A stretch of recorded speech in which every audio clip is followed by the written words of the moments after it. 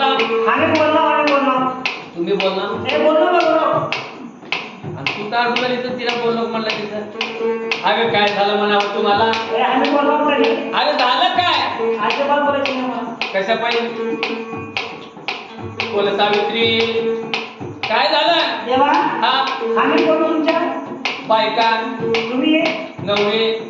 तुम्हाला पोळा 3 लोकांमध्ये तुमचं नाव आहे माहिती बायका नाही हाय हाय हाय आम्ही तुमची बायका बायका मग आमचं नाव हो का नाही पाहू लागते मग मग तुमचं काय म्हणणं आहे आहो ते नित्य भवनावर होय सत्य अनुसयाचं नाव हा हा स्त्री भवनामध्ये घालले मग बरोबर आहे आम्ही तुमची देवाची बायका आहोत सुद्धा आमचं नाव कोणी हातावर घेणार नाही सही बाबा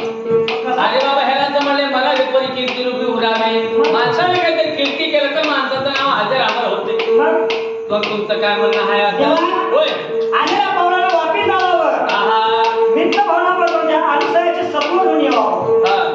तर तुम्ही आमची नवरी हा आणि आमच्या घरामध्ये पाऊल ठेवायचं बरं बरं बरं नाही तर तुमचं पोट तिकडेच काळ करायचं अरे बापू अजिबात घरला यायचं नाही. देवासारख्या देवाला सुद्धा बायकोच ऐकावं लागलं होय की? हा त्या ठिकाणी सांगितलं तिने बायकावाने आणि ब्रह्मविष्णू महेश्वराचे स्वारी त्या अनुसयाचं तत्व हरण करण्यासाठी त्या माहूर त्या ठिकाणी उतरले त्या देवाला विचार केला असं तर देवाच्या वेशात गेलो तर देवाने आम्हाला ओळखत आणि आम्ही तिचं सत्व हरण करू शकणार नाही म्हणून त्या तिने देवानं काय केलं अगदी त्याचा वेश धारण केले गोसाई म्हणले तिनं आणि त्या हृदयाच्या वाडीला जाऊन आल्लख निरंजन विचार बाई म्हणून तरी आल्लख निरंजन भोगलं अनुसया काही साधी नव्हती अत्री ऋषीची बायको होती आणि 1000 वर्ष तप केला होता त्या अत्री ऋषीनं आल्लख निरंजन विचार बाई म्हणलं अनुसयाच्या कानावर चाळ पडली अनुसया माता माऊलीने काय केलं या बाबा म्हणून मोठी माऊली घेऊन आली माऊली सरळ निढळ मनाची होती मोकळ्या मनाची माऊली खूप बरोबरीने मोठी माऊली घेऊन आली आणि मोठी माऊली वाढायली त्यावेळेला ते देव काय म्हणतात अनुसया तुझा धर्म आम्हाला चालत नाही तुझा धर्म आम्ही स्वीकारत नाही बाबा पहिला आम्हाला वचन द्यावं आम्ही मागतो म्हणले तुला मोकळ्या मनाची बाई होती तिने विचार केली काय मला नाही मागतो पैसा आला का मागतील धन दौलत मागतील जमीन तुमला मागतील गोसाईच गोसाई आहेत मोकळ्या मनाने वचन देऊन टाकली तुला अनुसया वचन दिले मागा तुला निसंगने व्हावं आणि आम्हा तिघाला भोजन वाढावं आता जर पुण्या जर गोसायला जर घेऊन जर मला किती मार्क होऊन जाईल तेव्हाचे लोक सत्य चालले सत्य वागले म्हणून त्या लोकांचा इतिहास झाला महाराज त्या गोसायाने काय मागितलं अनुसयापाशी अंगावर न कपडा ठेवता भोजन करावं आणि आम्हा तिघाला जेवण वाढावं किती पोड्यात पडली असेल मी त्या तिन्ही साधू आला म्हणले देवा हा तुम्ही निसर्गाला होऊन भोजन वाढावं गोष्ट केली आहे मला एक 5 मिनिटाची अवधी द्या बरं बरं मी ह्या पोळी आपल्या नवऱ्यापाशी जाऊन आमच्या नवऱ्याला विचारतो बसा म्हणले बाबा तुम्ही तिघाला अंतराळ टाकली तिघाला बसवली आणि अनुसया चालून कुठं नवऱ्यापाशी आली अरे नवऱ्याला काय म्हणते कोणपतीराज आहा आपल्या घरी साधू आल्या होय तरी मला फार लेखोटं पुढे घडलं तुला काय पुढे घातले म्हणावं आवाज निसर्गाला होऊन भोजन वाढावं अत्री ऋषी काही साधा माणूस नव्हता अंतर्दृष्टीनं पाहिलं साक्षात परिभ्रम माझ्या घरला आल्याचं म्हणलं आणि त्या अत्री ऋषीने काय केलं कोणा अनुसया तुला फक्त निसनगर होऊन जेवण मार म्हणलं एक मंडळी घेऊन जा म्हणले माझं एक मंडळी घेऊन जावावं आणि त्यात तिने साधू आला या कमंडूचं पाणी घालून आंघोळ घालावं आणि तू जेवण वाढ म्हणले नवऱ्याने सांगावं बायकोला ऐकतो नाही असं कधी झालं का बाबा त्या सांगितल्याप्रमाणे अत्री ऋषीने सांगितलं आणि त्या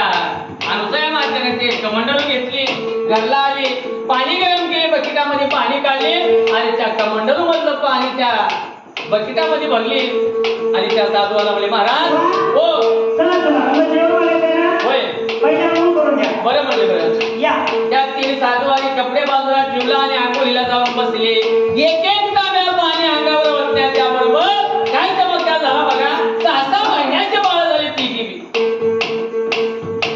आता 6 महिन्याच्या लेकरा पुढे माईला लागलं काय उघडं काय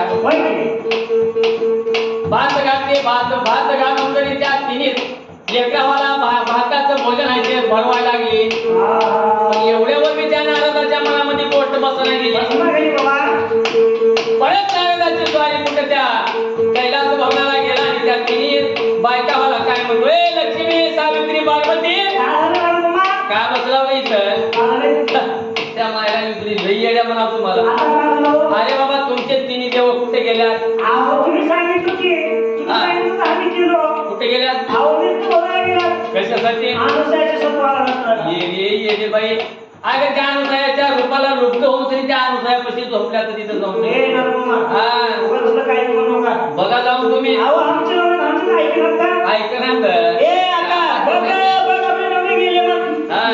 त्या तीन बायाच्या अंगामध्ये आग पडली डोसक्याचा पदर काढले कमराला खावले आणि तीन बायाची जोडी कुठे चालून त्या माहूर गेला अनुसयाच्या करूच्याला गेले अनुसयाच्या दाराला जाऊन तुम्ही आणते अनुसया कोणा म्हणजे जगदार का लवकरदार का सदाव्रत चालू होतं माऊलीचा दरवाजा खुल्ला आदर सन्मानानं मध्ये घेतली आणि काय म्हणतात ते तिघाच्या बायकाच्या अनुसयाला कोणा अनुसया आमचे नवरे कुठे का आम्हाला परत द्यावं हा तुझ्या घरला आल्या आमचे तीन नवरे आम्हाला परत द्यावं